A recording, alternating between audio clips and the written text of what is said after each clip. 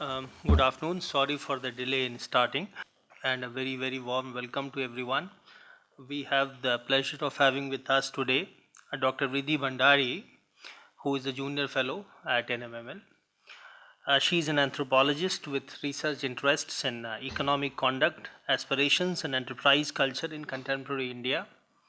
She is assistant professor at Jindal University's School of Liberal Arts and Humanities. So I welcome her. Um, The topic of our lecture today, licensing tour guides, everyday entrepreneurial practices in Agra, is an interesting one, and of course it is different from most other presentations we have here. As far as I understand, she is going to situate the tourism industry of Agra as a whole within the larger, of course, context of the tourism culture in India, including the hospitality sector. And she's going to talk about the regulatory framework of the government and its impact on the sector, especially on tour operators, guides, etc., and the role of police and local administration, which is sometimes a distorting factor. The subject is, as I said, a part of the larger topic of tourism, and we all know that it is generally said that compared to its size and the size of its population, India receives a very small number of tourists, both domestic and international. I have been reading about it for the last 20-25 years that it should be promoted. Why is it not promoted? And then examples are given of small island countries which have as many or more tourists than India has. So, uh, this is something which is very important for this debate. I hope some of it will come out from the talk of Riddhi Bhandari. And maybe then in the question answer session, we can look at this subject of why the sector is so underdeveloped despite our efforts by the government and by the private sector for decades. Because this question is related to the question of, which is very important, the cultural heritage of a society. Of course, tourism is of many kinds, but a very important streak of tourism is this cultural tourism, seeing the monuments and historical buildings and so on and so forth, which there are plenty in India. And of course, India is a huge country with so much cultural variety. There are different regions, different kinds of people. So ostensibly, a lot of it is there, but still the sector remains underdeveloped.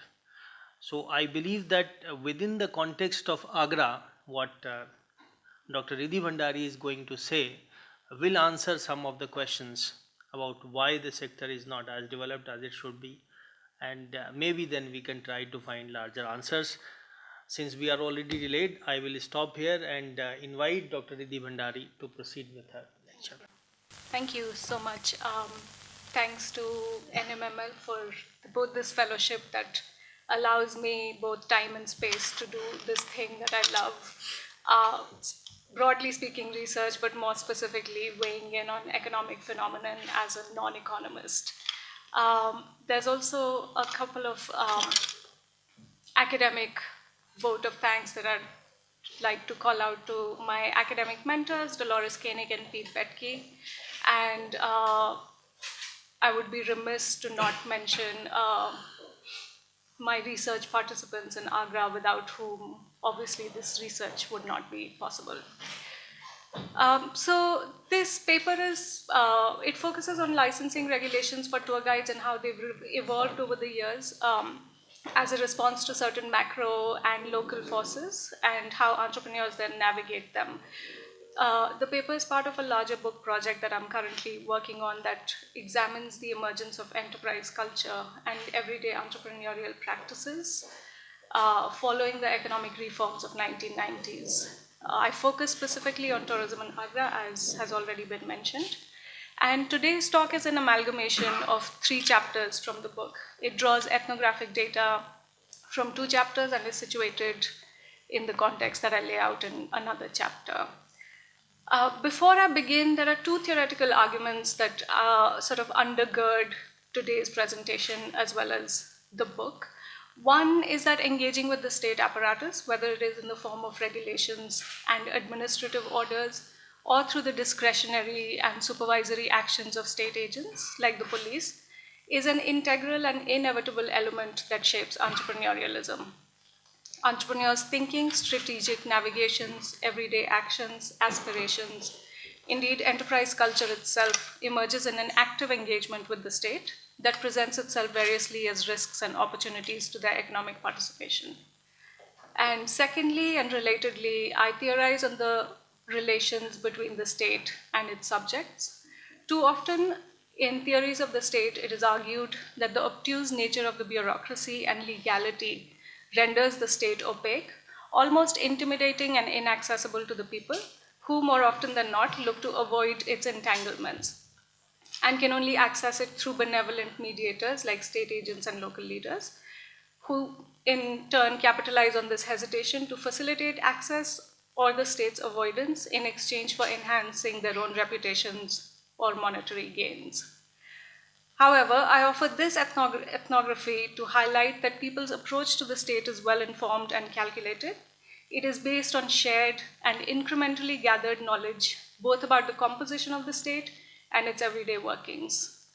The act of waiting, as I'll discuss in the paper, is then not a space of limbo and of cultivated discipline, as has often been argued, but one of contest and confrontation and testing boundaries. Data for this paper has been gathered in 2 ways. One, I look at government documents to understand the emergence of tourism as an economic sector and its regulatory framework. This includes 5-year plans, midterms appraisals of those 5-year plans, tourism policies at the union level, annual plans for tourism at both the state and union level, judicial petitions and orders, and occasionally media reports. Secondly, I rely on fieldwork and non-participant observation in Agra to get entrepreneurs' perspectives and everyday engagements with the state. There are 3 parts to this paper, but depending on time, I might focus on 2. I'll begin with the regulations and then move on to strategies that entrepreneurs employ to navigate these. That's litigation and everyday interactions with the police, possibly. So I'll begin without any further ado. The rise of tourism as a viable economic sector in India is rooted in the reforms of 1990s that led to large-scale restructuring of the national economy. There was a rapid rearrangement in the manufacturing sector with an accompanying shift in employment away from public sector and secure jobs to more informal, contractual, and often self-employed forms of work. Service and hospitality industries like tourism rose to prominence and came to be the home of the new Indian entrepreneurs. Small-scale, local, mostly young and male, in different small towns and cities across India, offering an array of goods and services. For India, tourism was a necessary shot in the arm to replenish the state's fast-depleting coffers of foreign exchange currencies and to absorb via self-employment and private sector contractual employment the bulk of its population that was coming of employable age, as well as those who were being rendered unemployed or underemployed with the decline in manufacturing and the unproductivity of the agrarian sector. A concerted and planned approach to develop tourism as an industry made its first appearance in the 6th 5-year plan, which alluded to the period of 80 to 85. Up until then, the FYPs had focused on social development and redistribution. The 6th 5-year plan marks the beginning of planning for economic liberalization and the associated development of secondary industries that were not manufacturing dependent, that could be self-sustaining, that would generate employment and open up opportunities for self-employment, and that would require minimal state input. Even then, it was only by the 9th 5-year plan, which is 97 to 2002, that tourism was recognized as an economic sector and accorded the status of an industry that had the potential to contribute to foreign exchange earnings and employment generation. The Ministry of Tourism also eventually emerged as an independent agency in 2002, finally separated from transport, aviation, and cultural ministries with which it had previously been attached. In the same year, the National Tourism Policy was released and served as a blueprint for tourism development and governance. It sought to, and I quote from the document, position tourism as a major engine of economic growth and to harness its direct and multiplier effects towards generating employment and poverty eradication, end quote.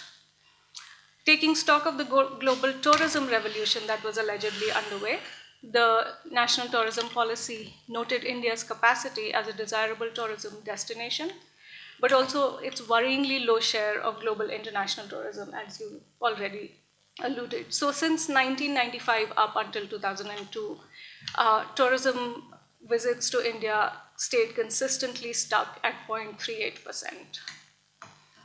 While tourism contributed around 5% to India's total GDP and accounted for another 5 or 6% of total employment, which were not insignificant figures in their own right, the NTP emphasized room for improvement by drawing on comparative figures from neighboring Southeast Asian countries. Again, in comparison, Thailand and Malaysia tourism accounted for nearly 15% of total GDP and another 11 to 12% of employment. It was in this context of India's underutilized tourism potential that the NTP identified certain critical areas of improvement, which had these macro factors such as infrastructural connectivity, problems of low investment, poor intersectoral coordination. But at the local level in which I am interested, there were safety and security concerns for tourists and a lack of quality services at tourism sites. For example, the NTP drew from consumer experience data to highlight that sightseeing and guide services particularly received 30% unfavorable reviews. Agra service providers were mentioned explicitly as major offenders. Why this was so in Agra particularly can be better understood in the specificities of economic reforms and tourism in Agra that brought in a lot of local residents into work. So the popularity of tourism in Agra led to the burgeoning of the markets and entrepreneurs throughout the city who catered to tourists' needs. Many of these marketplaces are clustered around the Taj Mahal or Agra Fort, from where entrepreneurs offer myriad goods and services to tourists, engage in guide work, tourism photography, sell foods and beverages. There are shops and showroom owners that sell a range of tourism-related commodities, particularly decorative marble inlay items. Then artisans who practice marble inlay work have gotten a renewed boost to their craft because of the same work that can be found in the Taj Mahal is also available now for sale. However, there are legitimate questions that can be asked about how much the artisans actually benefit from the tourism economy. However, many of Agra's residents, despite participating in tourism and including those who were themselves engaged in tourism, continue to lament the fact that due to tourism, marble work has come to dominate the local crafts industry to the neglect of other traditional local goods such as carpets, zari zardozi, even eatery like dalmot and petha, which no one apparently now wants to make among the younger generation. Tourism has also had a decidedly detrimental impact on Agra's heavy and domestic industries. The growing popularity of Taj Mahal as a tourist attraction, has brought in its wake concerns for the monument's conservation and preservation. Particularly notable in this regard was the MC Mehta petition that flagged the corrosion and discoloration of the Taj Mahal. In its 1996 judgment on the petition, the Supreme Court noted that the Taj Mahal, and I'm quoting from the judgment, apart from being cultural heritage, is an industry by itself and a source of revenue for the country, and therefore deserves attention that will develop the industry and not hamper it, end quote. This led to the court-mandated order to delineate a protected zone around the Taj Mahal, locally known as the Taj Trapezium Zone, and to close or relocate any big or small industries that lay within it. And unfortunately, many industries did lie within the zone, including the Mathura refinery, large chemicals and fertilizer industries. There was the railway shunting yard, other local industries, leather processing units, brick kilns, and foundries. Many of Agra's residents' participation in tourism is then affected by both of these movements. On the one hand, the expansion of tourism has provided them with ever increasing opportunities to be engaged in the provision of tourism related goods and services. There is also a culturally attractive draw to tourism to be able to interact with tourists from different parts of the world, and occasional intimacies with them offer a glimpse into the global good life that a lot of young people find particularly desirable. On the other hand, the closure of small and large industries mentioned above have had a push effect. Agra's residents, previously employed in many of these industries, found themselves without work once they closed down or were relocated. Consequently, many looked for work in tourism, either finding employment with showrooms, hotels, and restaurants, or as self-employed entrepreneurs like tour guides and photographers. As these shifts in Agra's local economy led many residents to gravitate towards tourism, their mode of work and place within tourism increasingly came under scrutiny. Crowded outside monuments, usually in all male groups, pursuing tourists, jostling among themselves to land a client, the classic actions of lapakna, to jump up and catch something, from which entrepreneurs draw their derogatory name, lapka. These entrepreneurs came to be perceived as unsavory and spoiling the aesthetics and economics of tourism with their very presence and actions. There have been concerns also about the number of tour guides and photographers there are.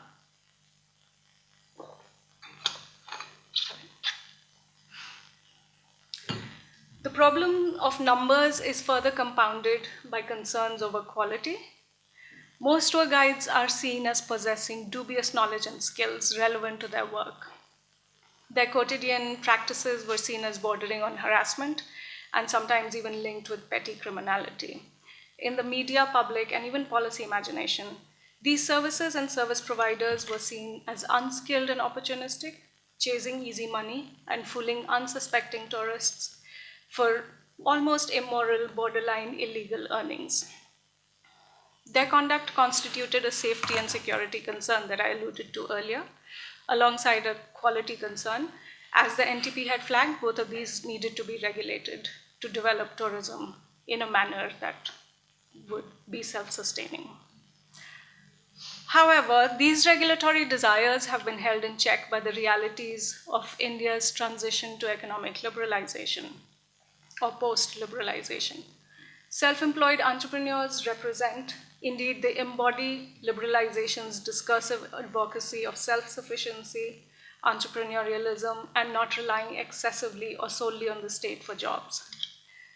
They also tell a reassuring and convincing story of India's journey to liberalization. Their swelling ranks are demonstrable statistical proof of the success of economic reforms.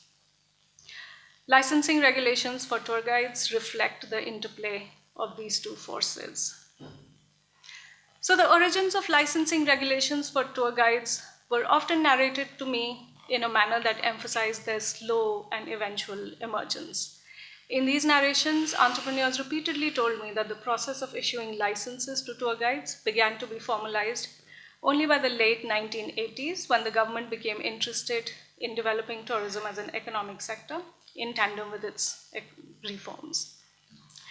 Prior to that, licenses were issued retrospectively as a badge of honor to a few tour guides in recognition of their skills and for their services. I was told that most of the earlier tour guides' licenses were issued to Tajganj residents and retired employees of the ASI, those who had served as attendants or worked as contractual artisans during restoration work.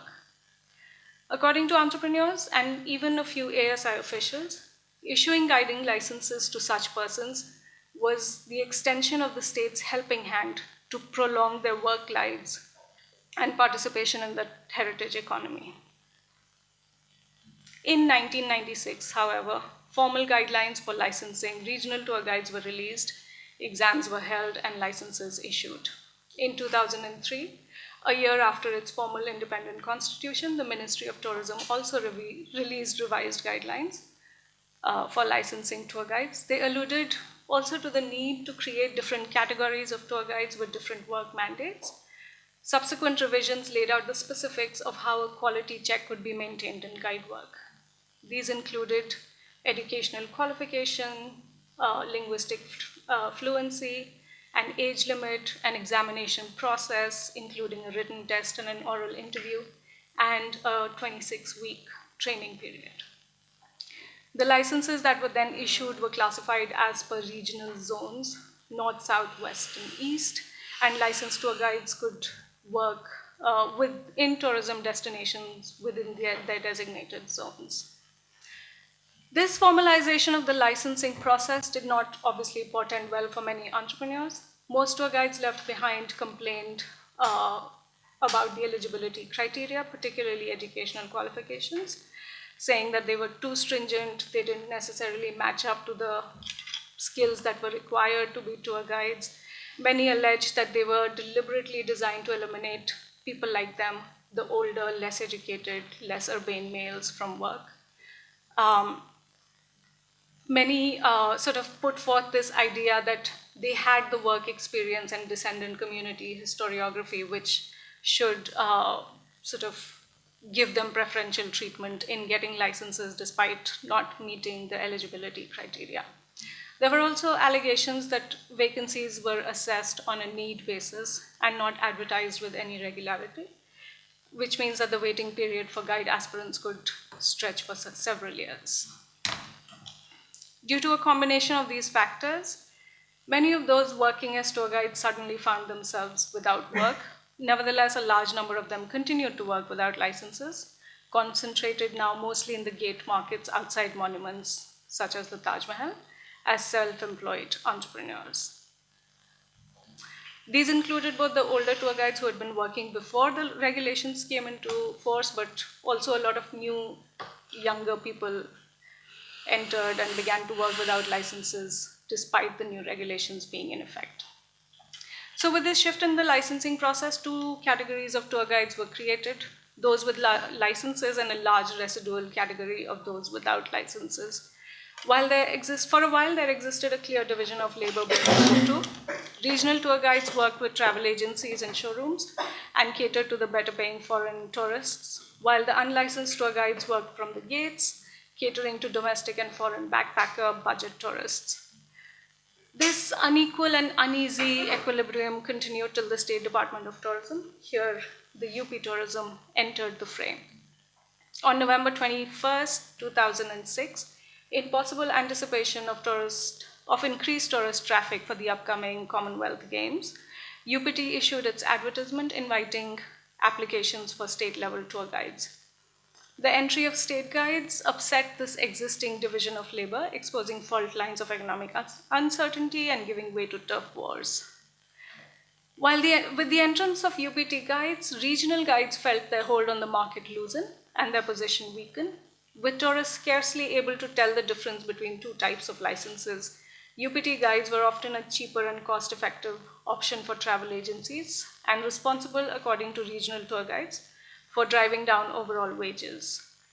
Many UPT guides also began to work from the gates, and again they used their licenses to sort of market themselves in a better way to tourists, and the unlicensed tour guides felt like they were being pushed out of their economic zone. So with these regulatory churn, there have been three interrelated sorts of impacts on entrepreneurs.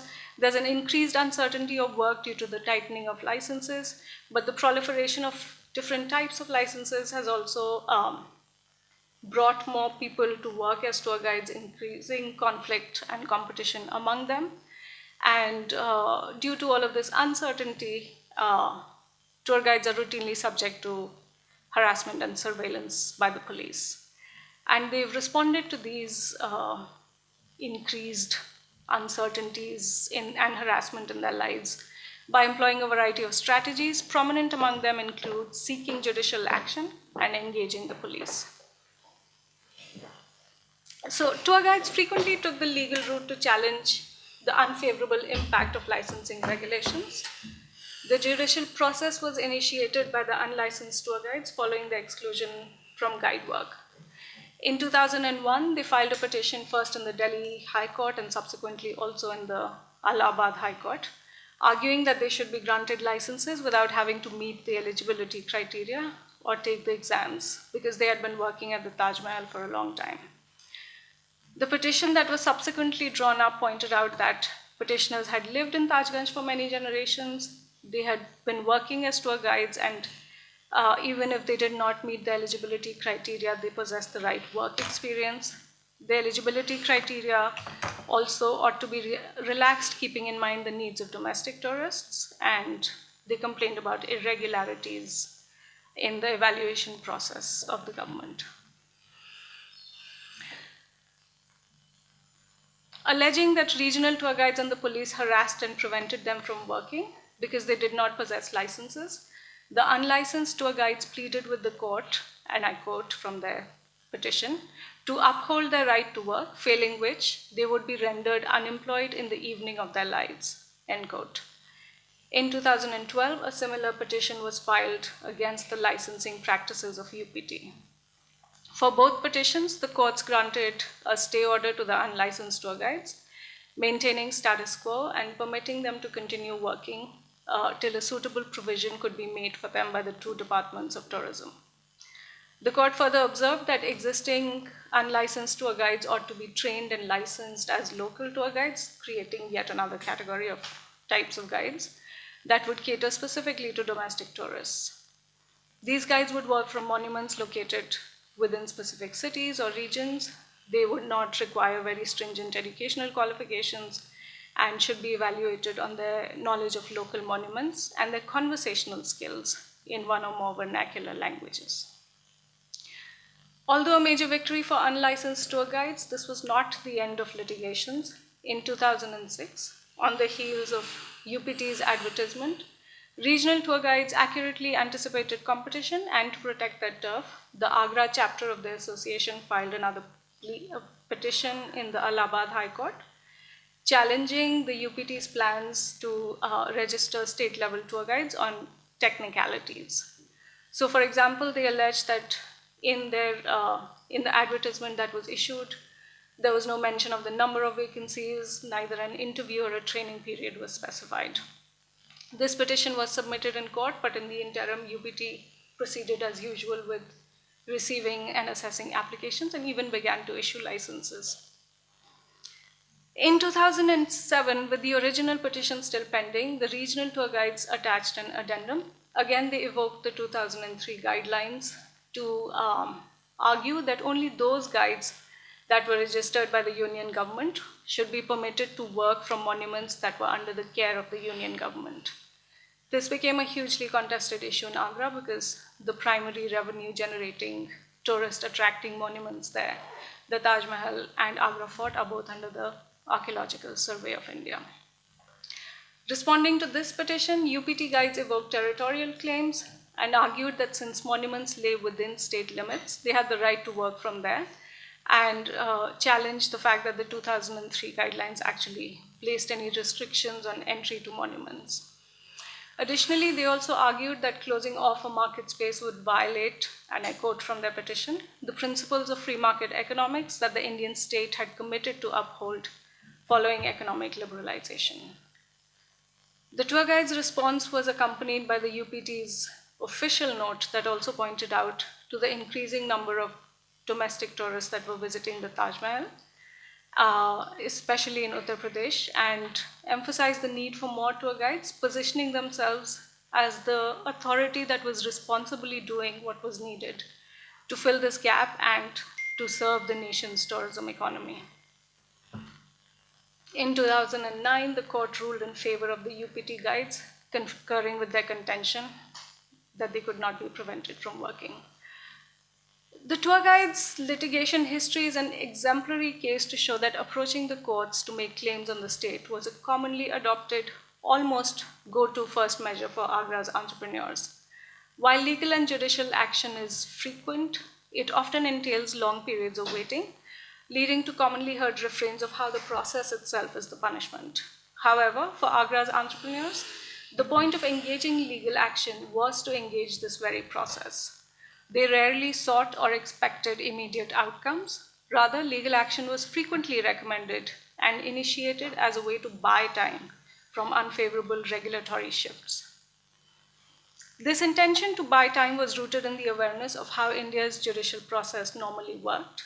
Courts took years to deliver judgment and allowed for appeals at various levels of the judiciary's hierarchical structure. Further, I also found that this desire to buy time was not necessarily engaged as a short-term stopgap measure till better resolutions and alternatives could be found and implemented.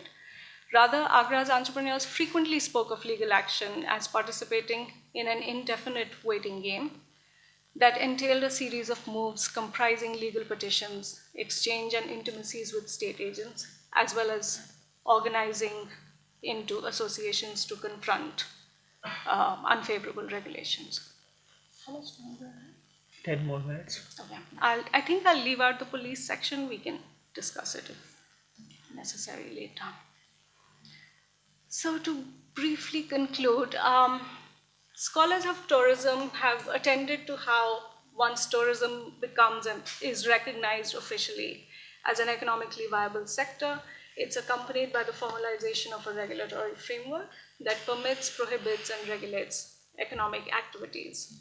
In Agra too, we see something similar unfolding, specifically vis-a-vis regulations that pertain to economic activities.